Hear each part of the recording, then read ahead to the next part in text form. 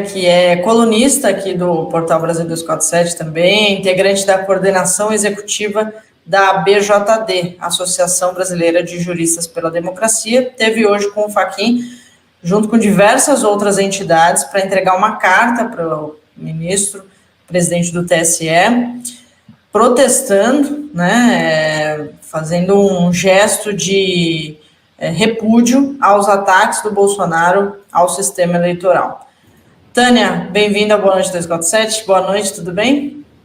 Boa noite, Gisele. Boa noite a todos que nos acompanham aqui no Boa Noite 247. É um prazer, obrigada pelo convite. Maravilha. Conta pra gente, então, como é que foi essa reunião com o Fachin hoje e o que tem nessa carta? O que vocês cobraram do presidente do TSE? Na verdade, nós fomos recebidos pelo presidente do Tribunal Superior Eleitoral, o ministro Edson Fachin, junto com toda a sua equipe. Foi uma reunião muito, muito potente, muito relevante, mostrou que o ministro deu uma importância a esse pedido das entidades para serem recebidas no Tribunal Superior Eleitoral, levou toda a sua equipe e fez uma grande explanação sobre as medidas que o tribunal vem adotando no sentido da defesa do sistema eleitoral, da garantia do sistema eleitoral e da reafirmação perante a sociedade de que nós temos um país com todas as condições de realizar as suas eleições da forma mais transparente e mais tranquila possível. O ministro Edson Fachin, inclusive foi uma reunião que durou assim, mais do dobro do tempo do que originalmente estava prevista. A carta que as entidades levaram até o ministro, Gisele, é importante esclarecer, é uma carta que, na verdade, ela se coloca como uma carta de entidades que estão preocupadas com os ataques que o sistema eleitoral vem recebendo, dizendo que essas entidades se solidarizam com as instituições do sistema de justiça, sobretudo a justiça eleitoral, que vem sendo vítima de diversos ataques pelo governo do Jair Bolsonaro e apresentando propostas concretas para ajudar no combate a esses ataques. Essas propostas que a gente trouxe na carta, eu tenho aqui a carta com o recebido do ministro Edson Fachin, e a gente coloca uma série de encaminhamentos aqui no final, que em alguma medida já são encaminhamentos que vêm sendo adotados também já pelo tribunal em processo de debate, inclusive com a sociedade civil organizada. Eu gostaria de dar alguns destaques aqui. Por favor. O Tribunal Superior Eleitoral tem adotado procedimentos de chamamento da sociedade civil organizada para essa defesa do sistema eleitoral. Inclusive, embora tenha sido essas entidades que se organizam nisso que a gente chama de coalizão em defesa do sistema eleitoral, mas essas entidades, na verdade, também tiveram uma provocação do próprio Tribunal Superior Eleitoral como um chamamento para ir até o tribunal. Veja só, o TSE, ele abriu edital para o acompanhamento das eleições para entidades da sociedade civil, entidades nacionais.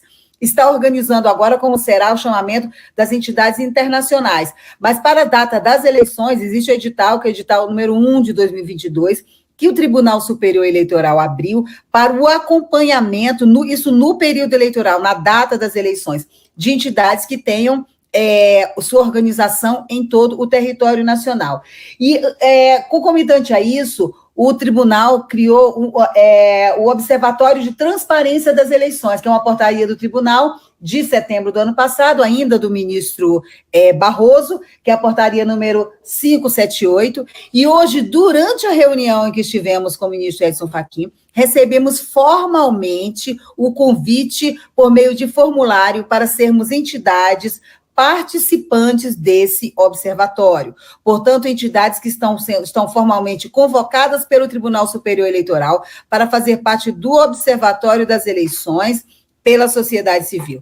Isso foi muito relevante, foi muito importante para esse grupo de entidades que, embora fosse um grupo de 20 representantes de entidades hoje na reunião, na verdade, representamos várias outras entidades que, obviamente, não caberiam numa reunião do Tribunal Superior Eleitoral, né? Mas representamos todas as entidades, por exemplo, que compõem o Fórum Social Mundial Justiça e Democracia, né, que foi realizado no mês passado em Porto Alegre e que assina também a carta. Então, atrás de nós, né, aliás, nos honrando com essa representação hoje, nessa reunião, estão diversas entidades e movimentos da sociedade civil extremamente preocupados com os ataques que o sistema eleitoral vem sofrendo, os representantes do Poder Judiciário vêm sofrendo e que, portanto, a democracia brasileira vem sofrendo.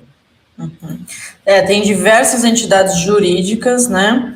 Então, tem o Grupo Prerrogativas, a entidade que você está aqui representando, a Associação Brasileira de Juristas pela Democracia, tem várias outras, Juízes para a Democracia, a Associação dos Defensores Públicos, tem a Coalizão Negra por Direitos, a PIB, que eu falei aqui mais cedo, a Articulação dos Povos Indígenas do Brasil, o MST, né, dos Trabalhadores Sem Terra, Instituto Brasileiro de Direito Urbanístico, então diversas áreas. Comissão Justiça e Paz, né, da CNBB, é muito importante mencionar as entidades ligadas à Igreja Católica que estavam presentes, a Comissão Brasileira de Justiça e Paz, em sua representação nacional e em sua representação aqui do Distrito Federal, a Comissão Pastoral da Terra. Então, assim, era realmente... Buscamos fazer uma representação ampla da sociedade civil, já que não caberia levar todas as entidades a uma reunião, pela própria dinâmica burocrática da reunião, não era uma grande plenária, era uma reunião com o presidente do TSE, mas procuramos levar as entidades que representassem ali um amplo espectro da sociedade civil organizada em defesa da democracia. Muito bom. Um trecho dessa carta. O texto diz o seguinte: não aceitamos a condição de reféns de chantagens e ameaças de ruptura institucional após pouco mais de 3 décadas em que a normalidade democrática foi restabelecida em nosso país, com o custo de muitas vidas, sofrimentos, privações e lutas. Tânia, minha pergunta para você: isso foi, de alguma forma, uma cobrança ao próprio TSE, para que o TSE tenha uma reação mais...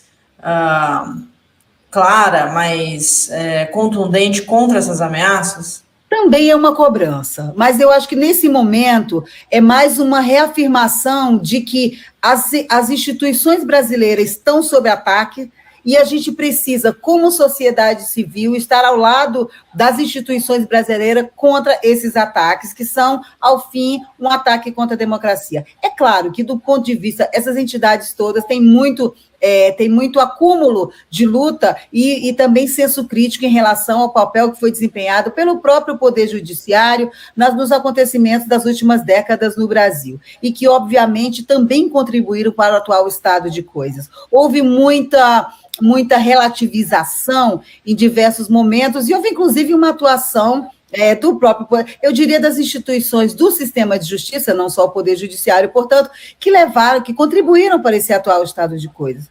No entanto, a nossa preocupação maior agora é estar ao lado das instituições na defesa do sistema democrático, porque o que está em risco é muito maior, é muito superior às nossas divergências e às nossas críticas, né, a próprio funcionamento e atuação do sistema. Esse momento é um momento realmente de unir forças e buscar respaldo para as instituições da democracia, para que a gente, inclusive, mantenha a própria democracia, porque não é nada simples o nível de ataque que vem sendo perpetrado, e o ministro narrou o que foi o último dia de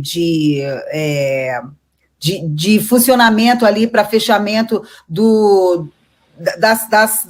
títulos de eleitor, né, o dia 5 último, que houve um plantão do pessoal da informática, assim, para que não houvesse, para que os ataques cibernéticos não conseguissem burlar o sistema e fazer um estrago, né? Porque as ameaças que eles recebem, e ele falou isso formalmente, as ameaças que eles recebem são cotidianas. Agora, assim, nos deixou muito feliz, por um lado, de termos sido recebidos com tanto entusiasmo, que tem havido uma compreensão muito grande do presidente do Tribunal Superior Eleitoral, que, segundo ele, é uma compreensão coletiva do tribunal e da cúpula do Poder Judiciário como um todo, de que é preciso esse chamamento à sociedade civil organizada em defesa da própria democracia. E nos deixou feliz também que o tribunal venha tomando diversas ações para evitar que esses ataques tenham realmente um desfecho que a gente ouve nas ameaças feitas diuturnamente. Então, foi uma reunião realmente muito, muito proveitosa e pretendemos realmente participar com muito afinco do processo eleitoral. De agora em diante, do processo eleitoral, formalmente falando em suas etapas, e do processo eleitoral em outubro de 2022. Então, assim, em algum momento da reunião foi falado sobre militares, sobre a participação dos militares no processo eleitoral? Não, o que foi falado, sim, houve realmente muitas falas que apontavam para essas sucessivas, esses ataques que eram feitos de forma, inclusive, institucional. O ministro Edson Fachin fez uma fala muito contundente, dizendo que o tribunal está aberto a todo diálogo, inclusive a críticas e divergências que, porventura, possam haver ao próprio tribunal e ao sistema. O que o tribunal efetivamente não está aberto e não pode estar aberto é a um diálogo que é a aniquilação do próprio diálogo, né? Quando você quer, na verdade, não dialogar, mas impor o seu ponto de vista com base em questões que são de sua própria criatividade. Então, isso foi ouvido por todos os presentes, obviamente, por essa discussão que está colocada aí publicamente. Nós sabemos que existe um observatório que é formal dentro do TSE, do qual os militares fazem parte. Isso já foi objeto de muita discussão, inclusive na mídia, inclusive um debate com o próprio ministro Barroso, né, e, enfim, e generais aí. Então, assim, ele coloca que a abertura do diálogo, ela realmente é ampla, desde que não seja para aniquilar o próprio diálogo. E com isso ele estava falando, obviamente, daqueles que tentam impor a sua vontade sobre o sistema, inclusive sobre fatos, né? Então, diretamente citados, não. Mas com conteúdo, sim. Ele não podia estar falando de outras pessoas. Uhum. Perfeito. Tânia, queria te agradecer demais.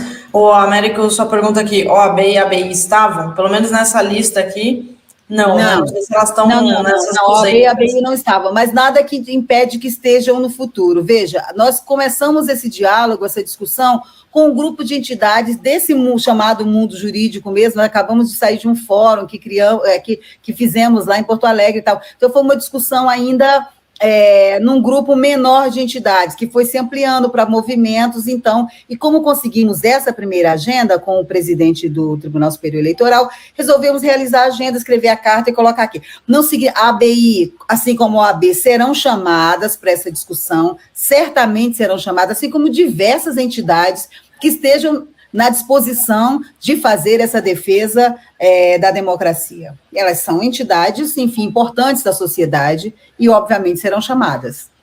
Perfeito. Muito obrigada, Tânia. Foi ótimo te ouvir ali no quente, né? Logo depois da reunião.